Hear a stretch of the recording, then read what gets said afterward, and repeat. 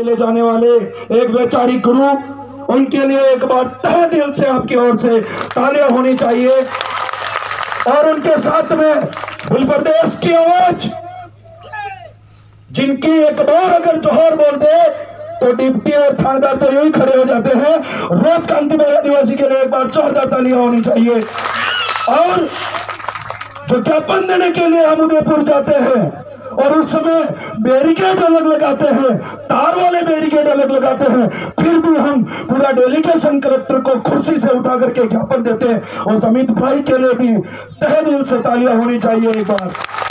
और ज्यादा कुछ नहीं कह करके आज पालवी इलाकों से पधारी हुई माता बहने, युवा साथी, मुखियों, फला कमेटी और हम उम्र युवा साथी और कार्मिक कर्मचारियों सभी को एक बार में इस वेरिंगहरी पाल वलुआ की धरती पर पाल नठारा की ओर से मैं आपको तहे दिल से हार्दिक आभार जोहार स्वागत करता हूं साथियों आपका।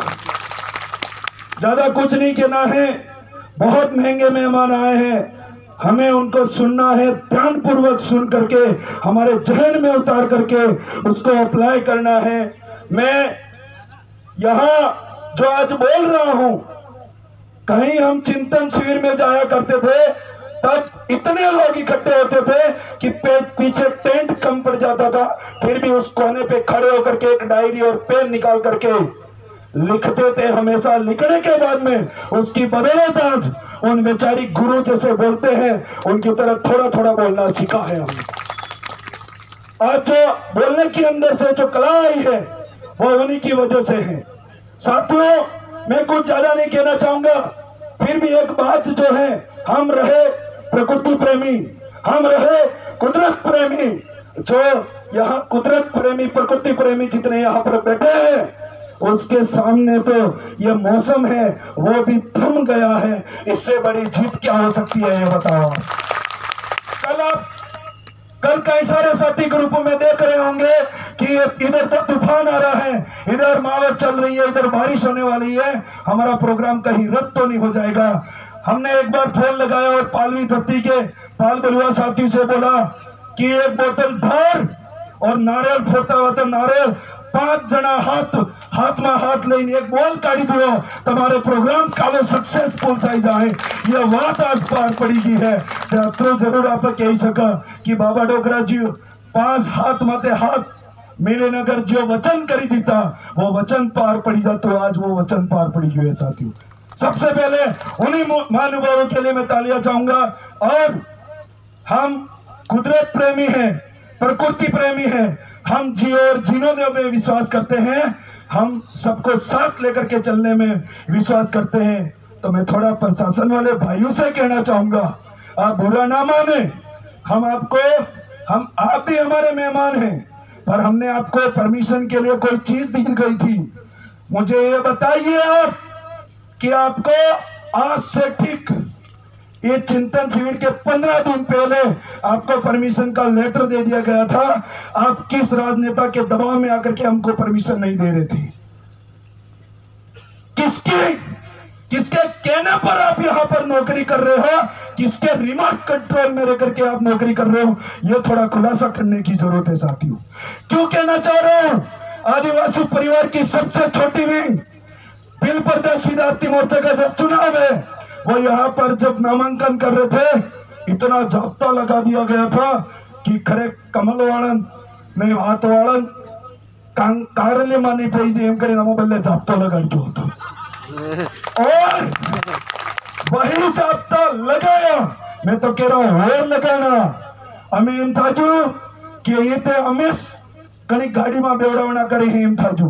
पर आदिवासी परिवार के तमाम विंगों ने और कर्मचारियों ने मिलकर के बैक पर्दे पे रह करके हमको सपोर्ट किया और भील प्रदेश विद्यार्थी मोर्चा इतनी लीड से जीता है जिसकी राजस्थान के अंदर सरकार है उसकी जमानत जब्त हो गई है, उसको जमानत भी नहीं मिली। और कह रहे थे महानुभाव, कैंपनिंग करी थी, 200 बच्चों को बिठा करके बोल रहे थे राजकीय महाविद्यालय सरड़ा कॉलेज के अंदर राजस्थान सरकार के पैसों से एक एक ईंट लगी हुई है।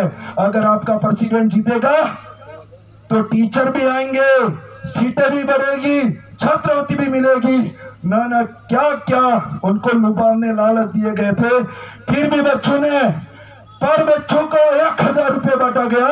और ते काम नहीं बनियो तो प्रभाती वोट डलवा जाता जमीन एक लोटी पर इन पानी लाविन कारण बांटने मिलियो माँ कंकु दड़ी कि होगन खा मो बादले साली वोट मो मनीषी नहीं आली अत्र होगन कवड़ा जो सोर में याद कहता दादा क्या करे। मैं कहता तमा तमने वाला होगन का प्रभाती पुलिस जिस वाला खाइन दड़िया वाले हुए और वही सोच करके उन बच्चों ने सोगन खाए और जाकर के वोट डाला। उनके पास 210 बच्चे थे रात तक। और WC कोई कहते हैं उधर, मैं तो नहीं जानता हूं, कोई नौकरी कहते होंगे। वो संबोधित कर रहे बच्चों को कि आप लोग हमें जिताना, हमारा नाम ऊंचा करना है। तब जाकर के 200 के बाद में जब काउंटिंग हुई तो पता पड़ गया 120 मत हमें ही क्या है। और पर सरपंच को, सचिव को, सबको पाबंद कर दिया गया था कि आपको सपोर्ट करना है।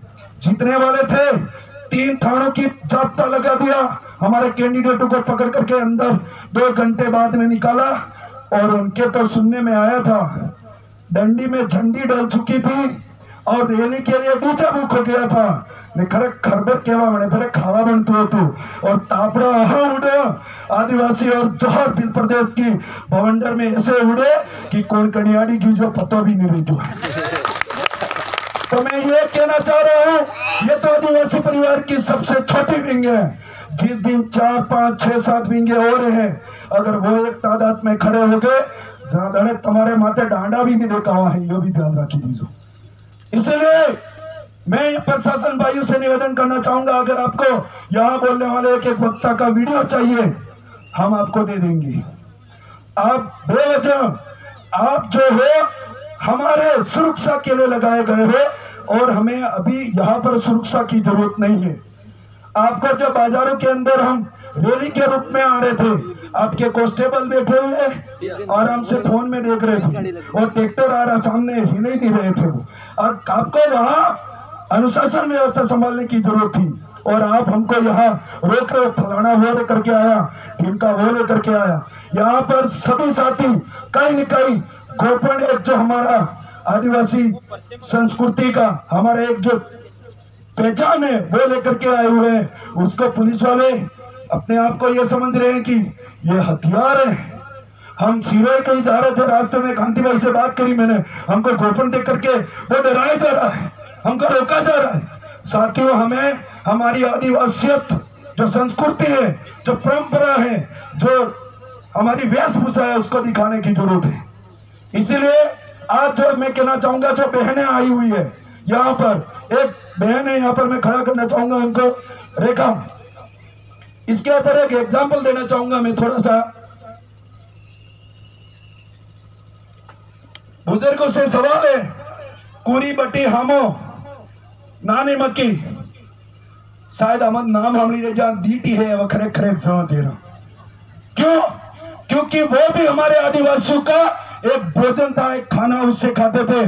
और हमारे पास में दादा ने बताया था, एक महाराणा प्रताप हमारे पालवी राजू के पास में चरण लेने आए थे, वो यूं कह रहे थे इतिहास में कि घास फूस की रोटियां खा करके जिंदा रहे थे।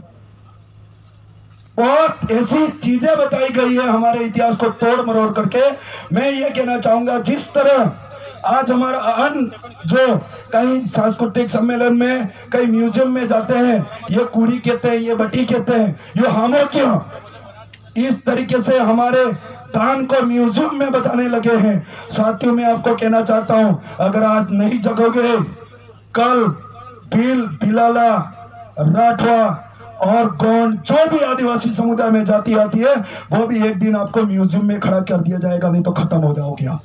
और आने वाली पीढ़ी देखेगी कि ऐसे तो भील हुआ करते थे, ऐसे राठवा हुआ करते थे, और ऐसे भिलाला हुआ करते थे, ऐसे गोंड हुआ करता थे, ऐसे मीणा हुआ करते थे। ऐसे दिखाया जाएगा अगर आज हम नहीं जगे तो। दादा बता रहे थे कि अंतिम पीढ़ी है, अगर जग गए तो हमारा सब कुछ बच जाएगा, और अगर सो गए तो ये कह सकते हैं कि आने वाली जो पीढ़ी है वो खत्म कर दी जाएगी, तहस नहस कर दी जाएगी। इसलिए साथियों, सोचने की जरूरत है, समझने की जरूरत है, और हमारी जो बुद्धि है उसको तर्क करने की जरूरत है। आज आदिवासी समाज दो प्रकार से मेहनत करता है, एक गर्दन के ऊपरी हिस्से से, एक निचले हिस्से से। मार तोड़ इतनी मेहनत करता है, पूरे भारत देश के अंदर ब्रह्मांड पर मौजूद कोई जाति समुदाय नहीं करता है उतनी मेहनत करता है कि नहीं करता है।